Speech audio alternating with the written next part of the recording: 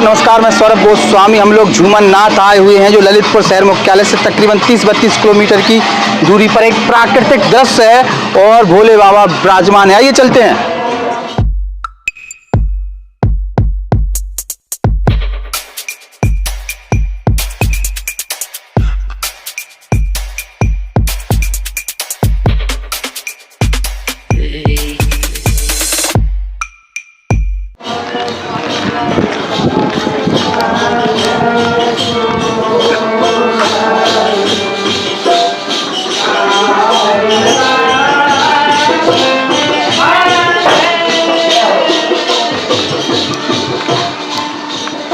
दोस्तों, इस प्रकार की पहाड़ियाँ हैं और इस पहाड़ी यहाँ जो है बड़ी पहाड़ी है, इसके पीछे भी एक पहाड़ी है और इन पहाड़ियों के भीतर एक गुफा है और गुफा में विराजमान है भोलेनाथ।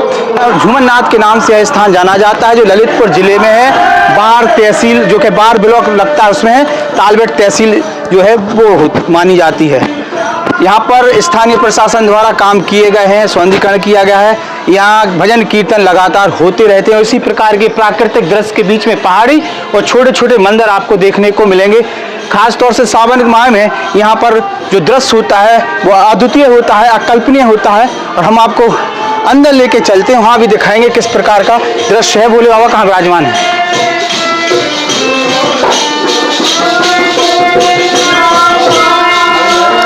सबसे पहले नंदी बाबा सामने बैठे हैं। इसके बाद तमाम मंदिर जो है मूर्तियां हैं, आप उन्हें भी दिखाएंगे।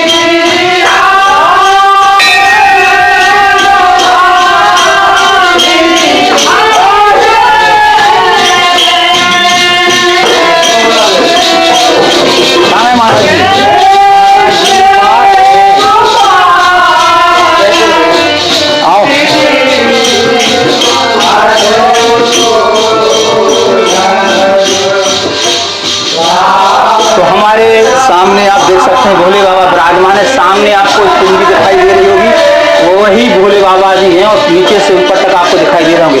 लगातार इनका स्वरूप बढ़ रहा है और इस पूरी पहाड़ी में आप देखिए, पूरी पहाड़ी किस प्रकार से प्राकृतिक पहाड़ी है। इस पहाड़ी के बीचों बीच स्थान है जो यहाँ पर हम खड़े हैं और सामने भोले बाबा हैं। हम कहेंगे सहयोगी थोड़े आगे आइए, आप देखिए भोले बाबा के करके दर्शन।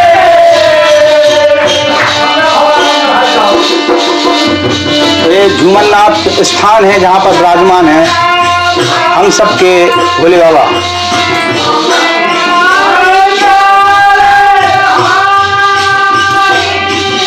पहले कहा जाता था कि यहाँ पर एक गुफा होती थी, गुफा के माध्यम से यहाँ अंदर आके दर्शन किए जाते, लेकिन लगातार इस पहाड़ी का स्वरूप बढ़ रहा है।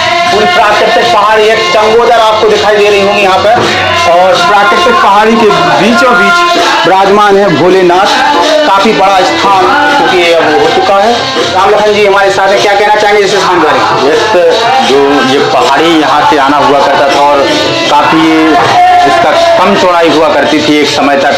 तमाम जो लोग हैं वो बताते हैं जो पिछले समय के रहे हैं, 90 के दरमियान में यहाँ से घुसना बड़ा मुश्किल होता था, लेकिन अब आप देख सकते हैं अंदर तक बिल्कुल आसानी से आया जा सकता है और इस तरफ भी काफ़ी यहाँ पर जगह हो गई है। लेकिन बीते 30 साल पहले तक लोग यहाँ तक आया करते थे और उससे पहले जो हमारे पिताजी हैं, दादाजी हैं, वो लोग हम लोगों को बताया करते थे कि एक उस डंडे में लोटे को बांधकर यहाँ से जल को चढ़ाया करते थे, तब शंकर जी के पास तक पहुँचता था। लेकिन आज परिस्थितियाँ धीरे धीरे समय के साथ बिल्कुल बदल चुकी हैं और अब अंदर तक आसानी से जा सकते हैं। क्या है, पहाड़ी अपने आप स्वरूप ले रही है, बढ़ रही है। जी बिल्कुल, ये अपने आप स्वरूप ले रही है, अपने आप बढ़ रही है और लगातार भगवान का अलौकिक चमत्कार यहाँ पर देखने को मिलता है जो लगातार यहाँ पर पुराना हुआ है स्थान। ये स्थान करीब 200 साल पुराना, 200 साल पहले अस्तित्व में आया।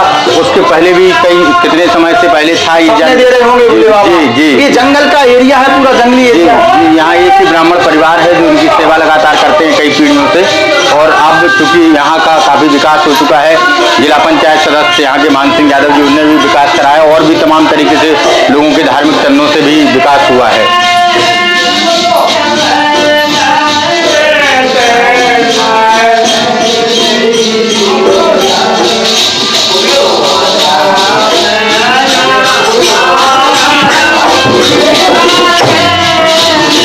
परिक्रमा कैसा है क्या?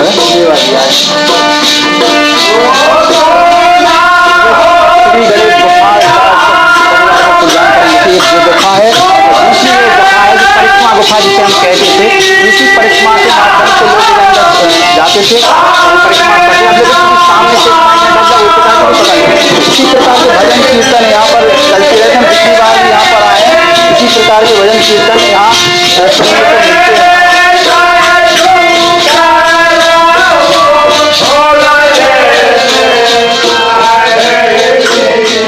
देखिए जंगल है, पूरा पत्थर है, चारों तरफ दूर दूर तक पहाड़ी नजर आती है और यहाँ से गांव भी थोड़ी दूर है।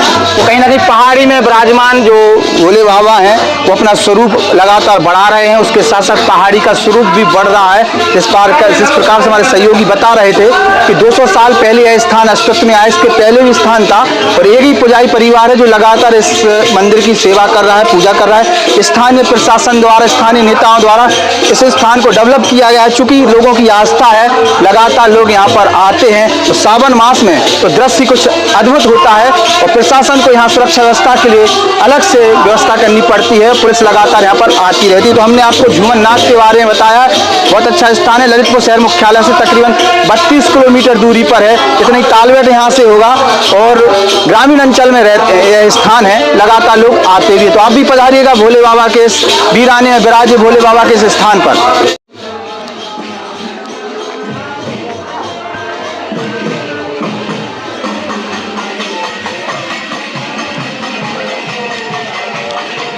तो ये झूमन नाथ का स्थान है। आप देखिए हमारे आसपास लगातार लोग आते हैं और यहाँ पर बाजार जैसा माहौल रहता है।